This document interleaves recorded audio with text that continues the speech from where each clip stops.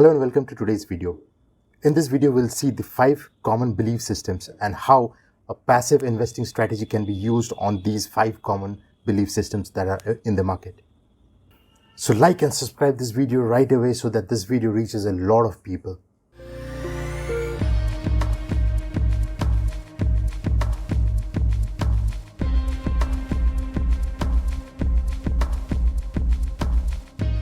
So let's see in stock market, if you try and pick stocks out of those top 100 stocks that are in the market and try to beat the market, you are actively investigating and then investing in it. You're actually actively investigating those stocks and investing in them. Another simple approach is to actually own the index itself. All you need to do is just to match the index proportions in correct order as and when a stock comes in or out of the index. That's it. No pick and choose, no hasty decisions, no anxious moments.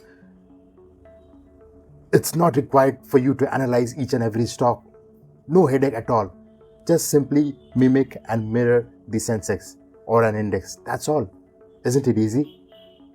Isn't it far easier than investigating and then picking a stock? Simply track the whole market. It's as simple as that. Now, why am I saying this?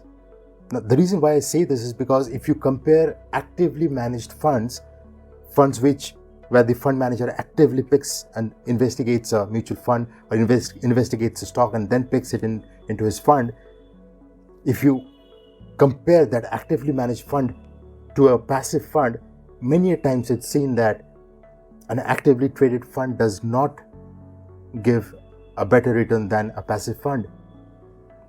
Then what is the reason behind this? Why an actively managed fund cannot beat a passive fund? What is the reason behind it? The main reason behind it is the fees that an actively managed fund takes. This has become more obvious after SEBI reclassified the mutual fund industry, and once they have done it, now owning an actively managed large cap fund doesn't make sense. It's evident that it's more profitable to own the whole Sensex or the Nifty rather than going for a large cap fund and paying the extra fees for it. So you own a large cap fund, you pay an extra fee for it, and you don't beat the market, you don't beat the Sensex, you don't beat the index. Then what's the use? What is the use in buying a large cap fund? I would rather go for an index fund. Probably I'll go for a Sensex plan or the Nifty plan. That's it. Less headache, less fees, and I get more returns. So if both gives the same returns, and in fact the index gives a return which is a notch higher than a large cap fund, isn't it wise to take an advantage of the risk premium for the market? Well, so far I have been ranting on passive investing and index investing. Are they same? Or is there any difference? Have I confused you? Have I confused you in between passive investing and index investing? Well, both these terms are just market gimmicks. Passive investing is a type of investing, where index investing is basically you invest your portfolio, invest your money mimicking or mirroring an index. That's all. Passively managed index funds are often liked by investors because they are low-risk investments. They are low-risk investments based on their historical asset performances, and they are meant for a long-term investing. While again, it's human. We people think differently. Some people believe long-term investing is easy, it's more profitable, while some others believe long-term investing is rubbish. Short-term investing gives more money. It makes more money. While there is another category of people who believe a mix of both is an ideal thing to have. You should have a portfolio for a long term, and at the same time, you should also try and play your part in the short-term market. We are humans, we are strange, isn't it? These mixed beliefs, they bring in some common suggestions. Now, what are those suggestions? Very simple, 2 suggestions we all know. Number 1, take more risks when you're young because you have time in your hand.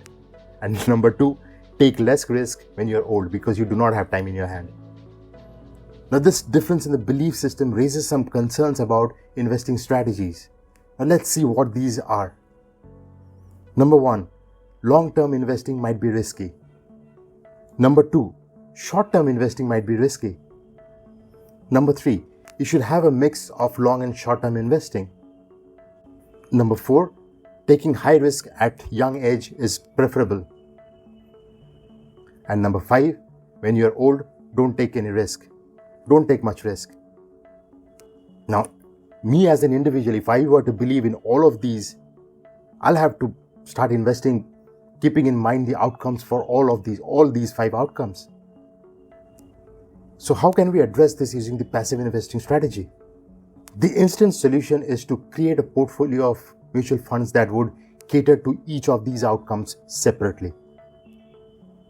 So for example, and it's just an example, it's not a recommendation of any kind.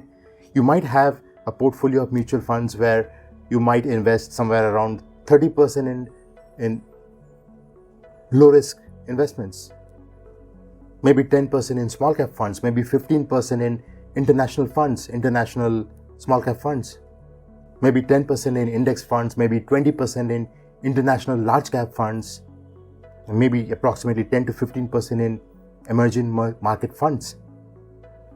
If you do not want to follow all of these and go through these hassles, and if you're still confused, you might probably want to follow the 100 minus age rule. This is a rule which is prevalent in the investing world for a very, very long period of time. And it allocates your fund very nicely. Or, as an alternate method, you can also start using the modern portfolio theory, the MPT.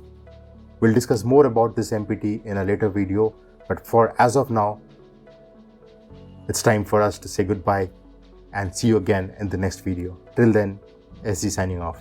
Goodbye.